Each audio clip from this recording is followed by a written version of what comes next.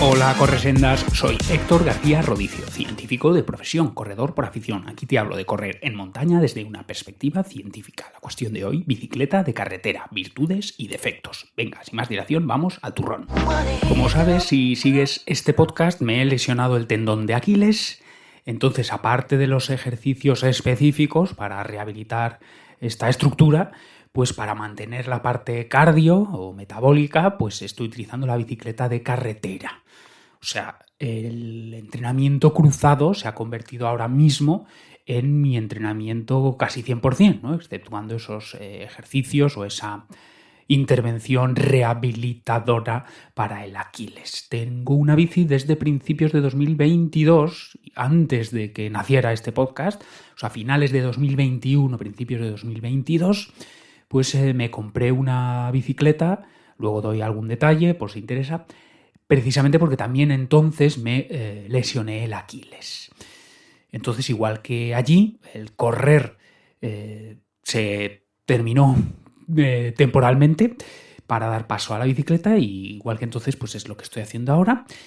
Y a propósito de este estado de cosas, pues se me ha ocurrido plantear esta cuestión, y es que en calidad de entrenamiento cruzado, es decir, de complemento para el correr en montaña, que es lo que nos gusta, ¿qué cosas nos ofrece y qué no nos puede dar la bicicleta de carretera? Esta es la cuestión que brevemente confío en poder contestar y dar alguna clave, ojalá, que os pueda servir. No va a haber base científica salvo un pequeño estudio, o bueno, no sé si pequeño o grande, pero quiero decir pequeña la mención que vamos a hacer a ese estudio.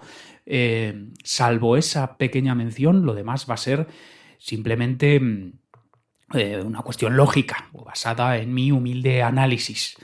Ya digo, de las ventajas y no inconvenientes, sino cosas que no puede cubrir la bicicleta, o sea, qué cosas sí puede cubrir, qué cosas no puede cubrir de cara a un entrenamiento para carrera de montaña.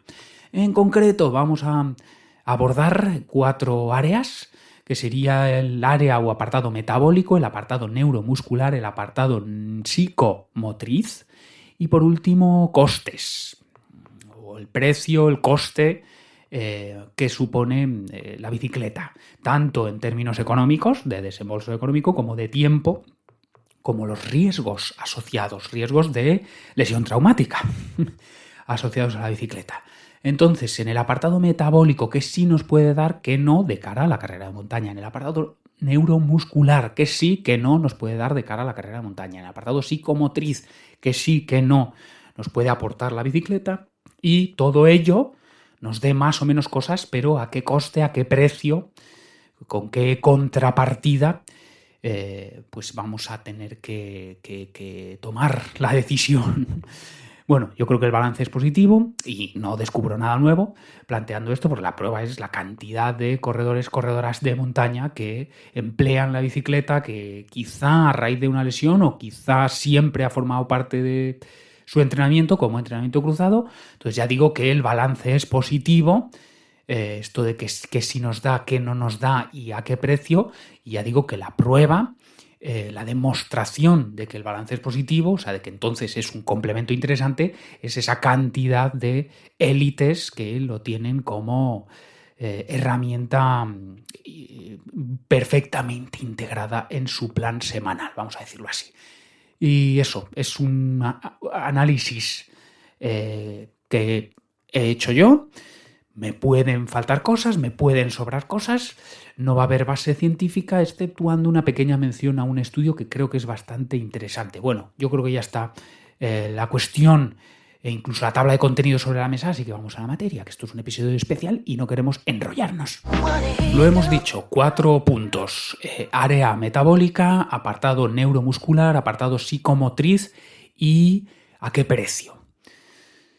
Eso, usar la bicicleta de carretera como complemento a la carrera de montaña en estas 3 áreas, que sí, que no nos da, y por último, ¿con qué coste? Bueno, apartado metabólico, pues yo diría, si encuentras un recorrido más o menos llano, mayoritariamente llano, o podríamos también aceptar uno ondulado, digamos, puede ser un entrenamiento estupendo para la zona 2 o para una intensidad en torno al primer umbral. En mi caso, pues 130, 140 pulsaciones por minuto, algo así. Ya sabéis que esto es muy individual, pero bueno, para hacernos una idea.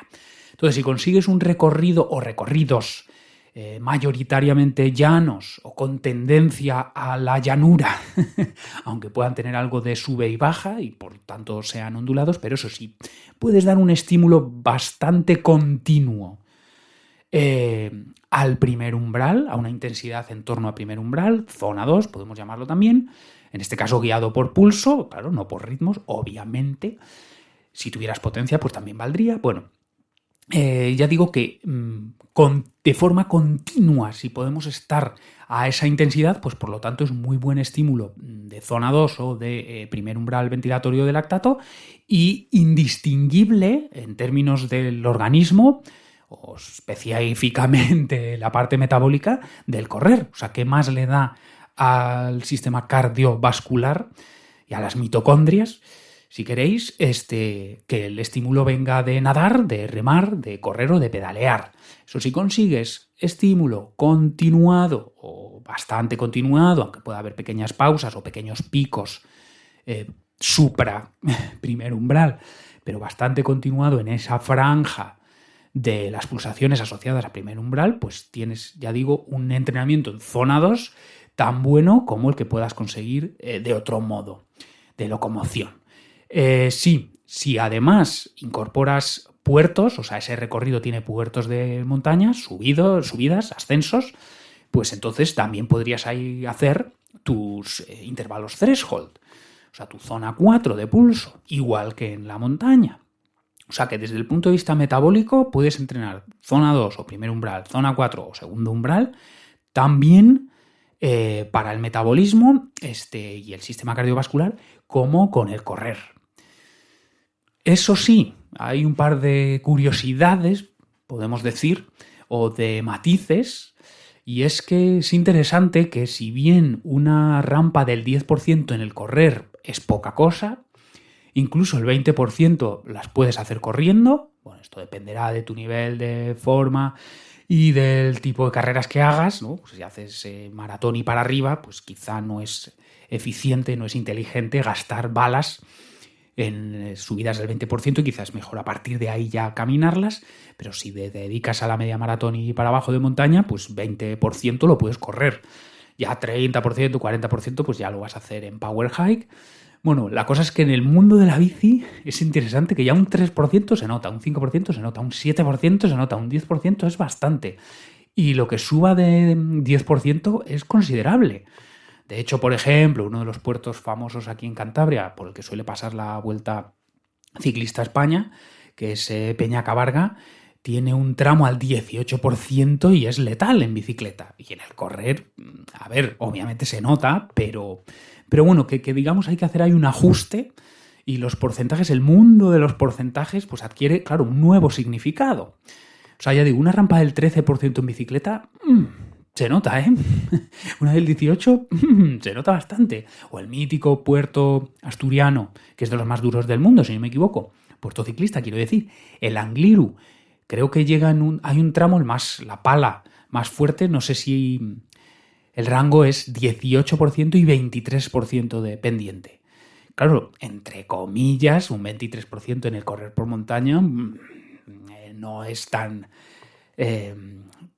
intimidante. Y otro ajuste que hay que hacer es que yo no logro hacer subir el pulso mucho más allá de las 150 y poco pulsaciones, que digamos dentro del rango efectivo que utilizo en el ejercicio, digamos que va desde las 120 a las 180 o 182, es lo máximo que he registrado.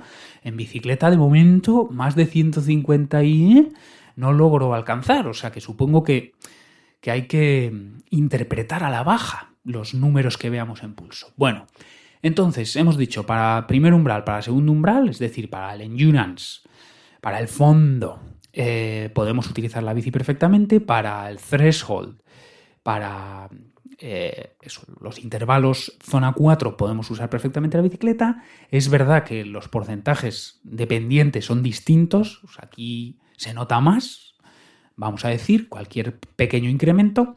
Es verdad que el pulso, al menos en mi experiencia, supongo que se debe a una falta de fuerza, o quizá también que hay menos implicación muscular en la bicicleta. Bueno, sea por una razón, sea por la otra, si os pasa como a mí, seguramente tengáis que ajustar a la baja los pulsos o los rangos de pulso que soléis manejar para vuestros distintos entrenamientos, workouts.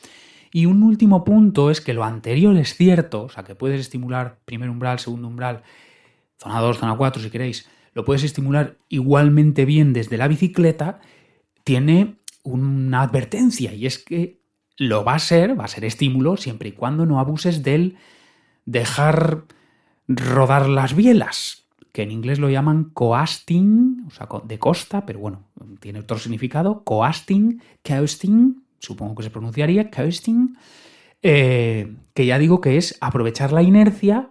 Y sí, haces girar las bielas, pero no estás ejerciendo fuerza sobre las bielas. Entonces, por supuesto, esto ocurre en las bajadas, sean más largas, más cortas, más acentuadas, menos acentuadas, pero a veces incluso en un puerto, o de hecho es habitual que los puertos tengan pequeños descansos, bien porque llanea, o sea, una subida de repente tiene como un escaloncillo llano, vuelve a subir otro escaloncillo, vuelve a subir otro escaloncillo, no solo que sea llano, sino que incluso puede tener leve tendencia a la baja.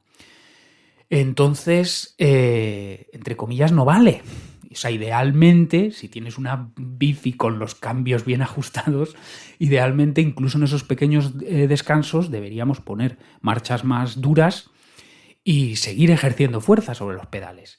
Lo mismo en las bajadas, aunque esto, bueno, también tiene un matiz que es, si no te da miedo las bajadas, que bueno, luego retomaremos esto. Entonces, siempre que no hagas coasting, que dejes rodar los platos o las bielas o los pedales sin hacer fuerza, pues lo anterior es cierto. Pero incluso eso, no necesitas una gran bajada para poder aprovechar la inercia. Realmente hay muchísimos tramos en los que puedes aprovechar la inercia, dejar de pedalear o a efectos prácticos dejar de pedalear, aunque sigan girando los pedales, pero ya digo, si no estás haciendo fuerza, pues eso, que esto es como engañarse, hacerse trampas al solitario, ¿no? Bueno, y esto lo vas a ver también reflejado en el pulso, o sea que idealmente eso, que cueste, si no el 100% del tiempo, porque hombre, siempre eso, una bajada, bueno, el máximo posible del tiempo, porque lo otro es autoengañarnos, hacernos trampas al solitario, que el máximo tiempo posible estés haciendo fuerza efectiva sobre los pedales.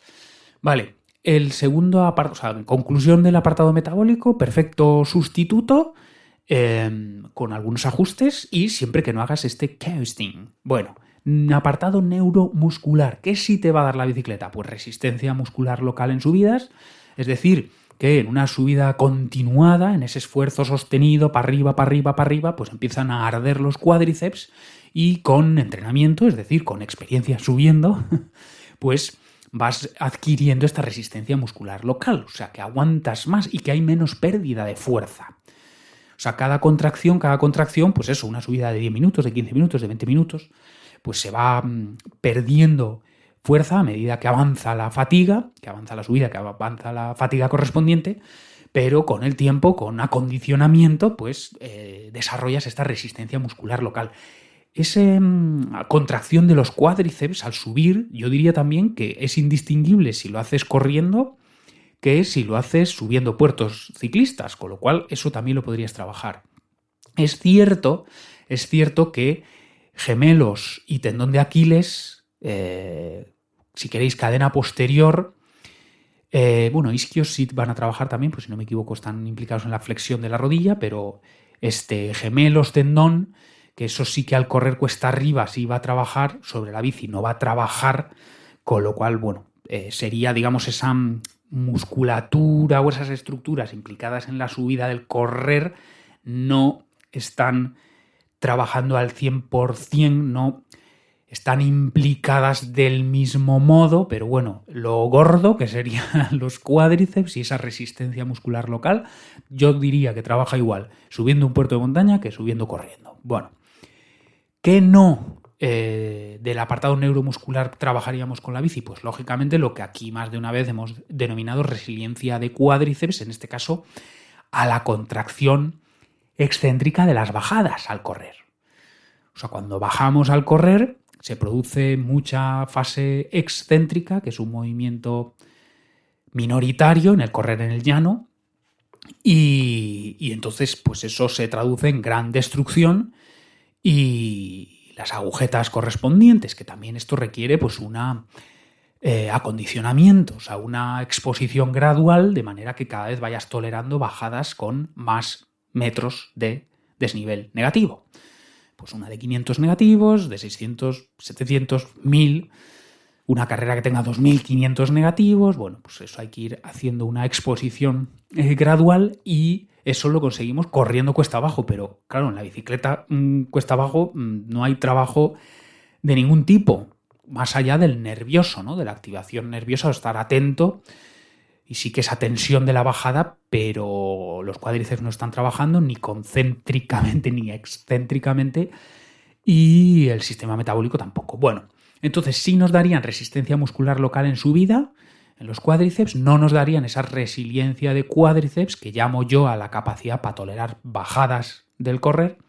Y luego, y aquí es donde entra ese estudio del grupo de García Pallarés, que lo firma en primer lugar David Barranco, que alguna vez lo hemos mencionado porque hacían aquel podcast de ciclismo El Habituallamiento. Bueno, os dejaré el link en las notas del episodio, y encima el link no al paper en inglés, sino a una divulgación que hace García Pallarés en castellano, con todo lujo de detalles, porque incluso nos proporciona, nos facilita un vídeo en YouTube con la demostración de lo que voy a decir ahora. Bueno, ese grupo de investigación está probando a utilizar la bicicleta como gimnasio, como sustituto del gimnasio, para el trabajo de fuerza. Y lo que hacen son, coloquialmente se llaman arrancadas, que serían sprints de menos de 10 segundos. Son 10 pedaladas desde parado en una pendiente que ahora no recuerdo, de un porcentaje pequeño, con una marcha dura, con la bicicleta, quiero decir. Entonces, desde parado en una pendiente, vamos a decir, del 3%, algo así es. 5%, bueno, no recuerdo. Tenéis ahí los detalles en el link. La cosa, cuesta arriba. Partimos de estar parados sobre la bicicleta y llevamos marchas duras y tenemos que hacer 10 pedaladas. Prácticamente no nos vamos a mover, pero claro, ese trabajo, ese reclutamiento de fibras sería comparable al del gimnasio, hacer sentadillas en gimnasio con hierros, y la prueba es este estudio que han hecho y que así se ve. O sea, a través de distintos indicadores, pues me imagino que habrán hecho alguna biopsia para ver las fibras musculares, aparte también de algún test de 1RM, o sea, de cuánto puedes levantar en una repetición, máximo peso que puedas levantar en una repetición. Y bueno, lo que se ha visto es que es equivalente, estas arrancadas, este gimnasio sobre la bicicleta, equivalente al gimnasio tradicional. Bueno, entonces, en el área neuromuscular, ¿qué no nos da la bicicleta de carretera? Sí nos da resistencia muscular local, no nos da resiliencia de cuádriceps, y está esta vía a explorar de utilizarlo como alternativa al gimnasio. Entonces, como tenéis el link, veréis ahí el vídeo con una demostración de un joven ciclista pues haciendo esa subida desde parado, bla, bla, bla. Área psicomotriz. Esto se refiere a dos elementos.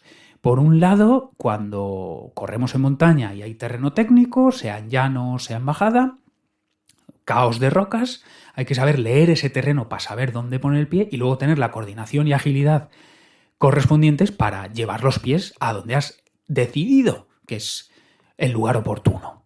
Leer el terreno y coordinación, o sea, implicar distintas estructuras para que lleven a cabo un movimiento complejo y encadenar distintos movimientos complejos. Eso es la agilidad. O sea, implicar distintas estructuras para un gesto complejo, eso es coordinación, y cambiar de eso a otro gesto y a otro gesto y a otro gesto es agilidad. Bueno, saber dónde poner el pie y que tu pie sea capaz de ir allí, eso tiene que ver con la psicomotricidad, y eso sinceramente creo que se trabaja, quizá hay alguna alternativa, pero yo diría que exclusivamente pisando terreno técnico.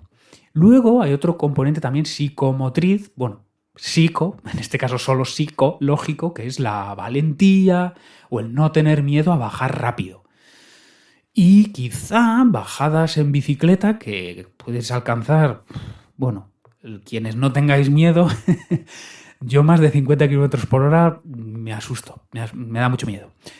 Pero bueno, es que supongo que es que no tiene límite. Pues no sé, 70, 80, 90 km por hora. Es que ni lo sé, porque vamos, yo nunca me he atrevido a apretarme en una bajada. Pero vamos, que fácilmente, incluso haciendo esto que decíamos antes, el coasting, o sea, te puedes poner a 50 por hora sin querer, pues yo creo que eso sí que te puede ayudar con el tiempo. Mira, os lo diré después de este bloque de solo bicicleta, quizá pasadas unas semanas, empiezo a estar cada vez más acostumbrado y ya le tengo menos miedo y a ver si eso se puede transferir a la montaña. Pero vamos, que entiendo que eso, que si estás acostumbrado a ver los objetos a tu alrededor pasar a toda velocidad, porque vas a 80 km por hora, pues luego cuando vayas corriendo cuesta abajo, supongo que todo te parecerá poco. Bueno, eso era el área psicomotriz y terminamos con los costes. O sea, hemos visto posibles beneficios, pero ¿a qué coste? ¿A qué precio? Esto tiene que ver con el dinero que desembolsas, con el tiempo necesario para practicar bicicleta de carretera y, por último, tiene que ver con los riesgos. O sea, estás poniendo en una balanza tu integridad física para esos beneficios de los que estábamos hablando antes, en el otro lado de la balanza. En cuanto a dinero, esto tiene que ver, claro, una particularidad del ciclismo que no solo es comprar el material, es mantener el material. Material es la bicicleta, algunos accesorios que ahora enumeramos, y algunos son esenciales, otros quizá no, y luego está el mantenimiento de la bicicleta.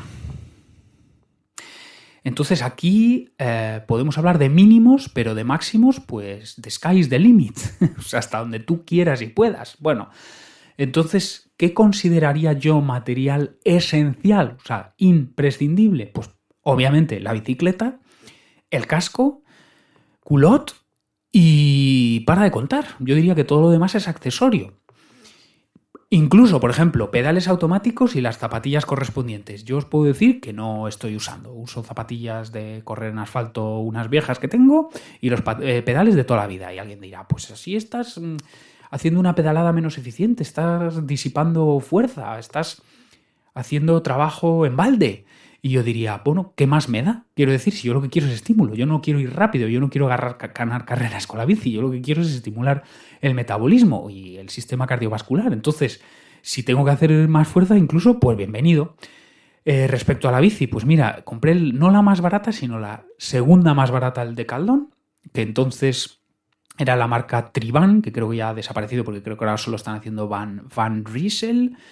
Por cierto, pequeño paréntesis, Decathlon, ¿qué estás esperando para patrocinarme? Si nadie más te hace más promoción que yo. Bueno, cerramos paréntesis. No la primera más barata, sino la segunda más barata, que eso, finales de 2021 me costó 499 euros. Pesa 10,5 kilos, o sea, es un puñetero ladrillo, pero lo mismo que decía antes, ¿qué más me da ir lento? O sea, ¿qué más me da tener que cargar con más peso? Incluso mejor, porque así es más estímulo, más trabajo. O el mismo trabajo para ir más lento, pero insisto, yo no quiero ganar carreras, ni quiero encontrarme con una grupeta ciclista por ahí y dejarles asombrados, o sea, me da igual. Eso sí, 10,5 kilos porque claro, es de aluminio y no es de carbono. Claro, el carbono, no sé, supongo que ya es de los 3.000 euros para arriba, supongo, ni he mirado cómo está el mercado. Estoy hablando de primera mano, claro. Luego el casco y luego el culot. Bueno, yo tengo también el casco más barato que había, el culot más barato que había. Y eso, y ya los pedales, yo digo, son prescindibles, a mi modo de ver. La ropa también es prescindible, o sea, yo llevo camisetas de correr, pues de manga larga, manga corta, o incluso si hace falta un cortavientos de correr. Gafas de sol, pues yo tengo unas de montaña, pues esas son las que, o sea, lo mismo me da. A ver, es verdad que a la vista, claro, un tío que no lleva pedales automáticos ni las zapatillas correspondientes, que lleva ropa de colorines de correr, que lleva el casco más barato, que lleva la bici, todo esto, ¿no? Obviamente desde lejos, todas las grupetas ciclistas que me ven, pues supongo que se ríen de mí y porque soy ridículo, pero bueno, me da igual y sinceramente me parece más ridículo llevar 10.000 euros encima para hacer coasting, que decíamos antes, para dejar los pedales girar, pero bueno. En fin, si no tienes problema, tal como me ocurre a mí, de que la gente se ría de ti, pues que yo sepa, no está vetada la carretera a gente que queremos ir con un aspecto cutre, pero que sabemos lo que estamos haciendo, que es estímulo aeróbico, si queréis. Vale, entonces, como digo, mínimo, bicicleta, casco, culot y todos los demás, pues the sky is the limit, o sea, hasta donde tú quieras. Y en cuanto a bici, pues bueno, si a alguien le interesa, me puede contactar por cualquiera de las vías y le doy todos los detalles, pero vamos, es una bici muy básica, pero funciona muy bien. Y mira, por cierto, venga, ya cerramos este apartado. Precisamente porque es muy básica, el mantenimiento es más fácil y me lo puedo hacer yo. Por ejemplo, tiene frenos de disco mecánicos. O sea, que no llevan líquido. Por lo tanto, se ajustan como se han ajustado toda la vida, tensando el cable. O sea, igual que eran los V-Brake, ¿no? O sea, V-Brake, o los de zapatas de antaño. Tensas el cable y ya está. Luego sí, habrá que cambiar las pastillas en algún momento, pero bueno. Por supuesto, el cambio tampoco es electrónico, es mecánico y lo mismo. Si se desequilibra o se desajusta, pues hay una ruedecilla que girando en sentido antihorario, bla, bla, bla. Bueno, hay muchos tutoriales por ahí en internet. Entonces, precisamente por ser muy básica, luego, claro, no es tubeless, o sea, no es tubeless. Entonces, si hay pinchazo, pues puedes poner un parche o puedes cambiar la cámara. En fin, precisamente porque es muy básica, pues entiendo que implica menos mantenimiento e incluso ese mantenimiento lo puedo hacer yo o hasta el momento lo he podido hacer yo. Bueno, anteúltimo, costes en términos de tiempo. Pues es verdad que la bicicleta tiene más preparativos que el correr, no solo es ponerte zapatillas, pantalones, camiseta y coger un soft flask y salir. Tiene más preparativos, tiene quizá también algunas acciones post-actividad extra. Bueno, en esencia, pues si vamos a suponer que tienes un trastero en los bajos de tu edificio donde tienes guardada la bicicleta, pues tendrás que desplazarte hasta allí y a la vuelta tendrás que ir allí y dejar la bicicleta y después, bueno, si tienes pedales automáticos y las zapatillas estas, pues lo tendrás que poner, bueno, el culot, bueno, en fin, hay que vestirse con ropa específica, que el correr también implica esto, ¿no? Pero bueno, quizá pues hacer un par de rechequeos de la bicicleta, de si tiene suficiente aire, si todo está bien, no sé, la altura del sillín, no sé. Sí, sobre todo la presión de los neumáticos. Bueno, en fin, hay que hacer algunos preparativos que no son necesarios en el correr, quizá algunas acciones post-actividad que no son necesarias en el correr, en ese sentido suponen un gasto extra de tiempo distinto de la actividad propiamente dicha, pero también es verdad que lo que puedas gastar ahí lo ganas en el siguiente sentido. Y es que en general, puedes hacer toda clase de rutas saliendo desde la puerta de tu casa con la bicicleta. Vamos a suponer que quieres llegar hasta un puerto de montaña o a una zona en la que hay varios puertos que se pueden encadenar. Para llegar hasta allí también vas a desplazarte en bicicleta. O sea, que estás haciendo actividad desde que sales de la puerta de tu casa y hasta que llegas a la puerta de tu casa. No sé, igual alguien me dice... Bueno, hay excepciones o desde luego si quieres hacer una ruta muy concreta y está a 60 kilómetros de tu casa, pues hombre, hacerte 60 kilómetros por la ruta y otros 60 de vuelta supongo que no es practicable y menos en las agendas de personas que no somos profesionales. Pero bueno, en general yo diría que así como en el correr, si quieres correr por el monte, lo habitual, hay algunas excepciones, pero es que tengamos que desplazarnos como mínimo 15-20 minutos a algún montecito que nos queda en el radio de unos pocos kilómetros de nuestra casa. Entonces sí que hay un poco de vehículo, automóvil, después la actividad, otro poco de vehículo, automóvil, eso en el correr. En la bicicleta quizá hay algunos preparativos, quizá hay algunas acciones post-sesión, pero es verdad que desde que sales de la puerta de tu casa y hasta que llegas a la puerta de tu casa, estás haciendo actividad propiamente dicha. Bueno, quizá alguien me discute esto, no lo tiene la misma experiencia, pero bueno, yo diría que en la mayoría de los casos el correr es como he dicho, la bicicleta es como he dicho, pero bueno, yo qué sé, igual alguien vive en el corazón de los Pirineos y sale y ya está en plena montaña. Y quizá o alguien vive en Valladolid, ciudad, y entonces, pues si quiere hacer bicicleta puertos de montaña, pues tiene que cogerse el coche. Yo qué sé. Bueno, por último, ¿qué otras cosas hay en juego aquí o en esta relación costes-beneficios? Pues claro, el riesgo no de lesión por sobreuso, que en este caso la bicicleta es la reina. O sea, yo creo que, bueno, como lo escuchaba Sebastián Schitko alguna vez, si vas bien plantado, o sea, con una mínima biomecánica básica en la bicicleta, si vas bien plantado, decía él, es imposible lesionarse. Muy distinto del correr. Claro, que si está en riesgo sobre la bicicleta, pues caídas o estamos expuestos o sometidos al tráfico. Y las dos cosas personalmente me dan mucho miedo. Te puedes caer en tramos mojados, o sea, si ha llovido o si son zonas de sombra donde el rocío de la noche puede quedar acumulado incluso en el día.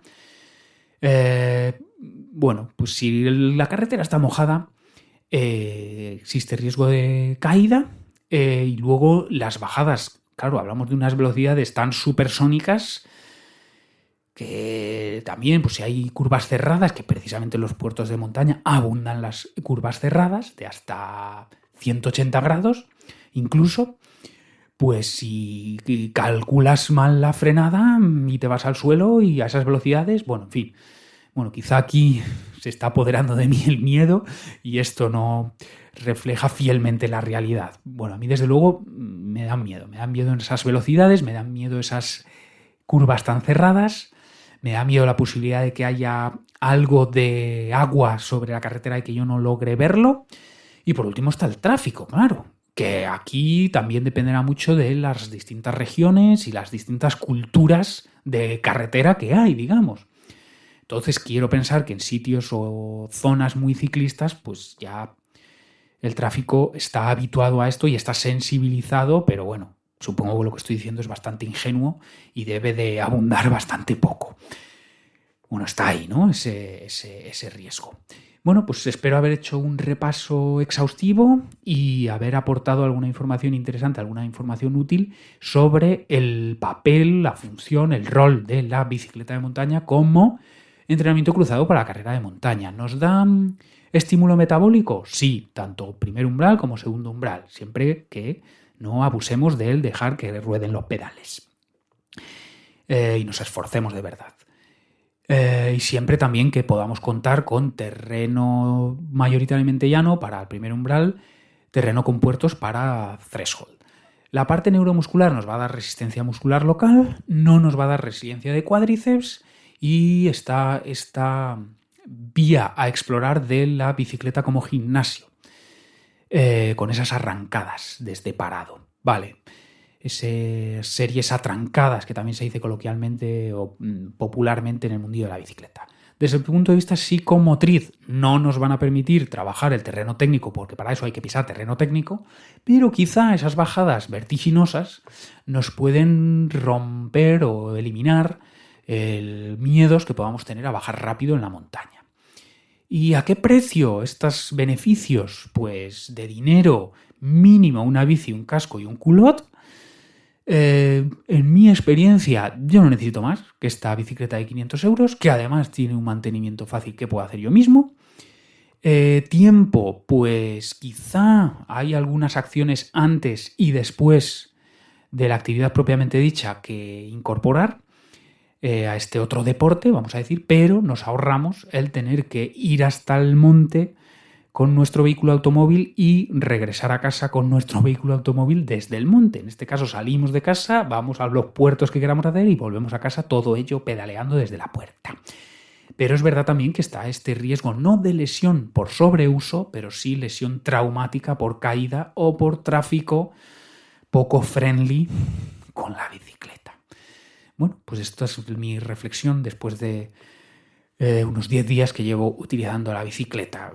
Quizá llego a algún otro aprendizaje, a alguna otra conclusión, y si creo que pueda ser de vuestro interés, pues la compartiré por aquí. ¡Hala, a pisar sendas! 1, 2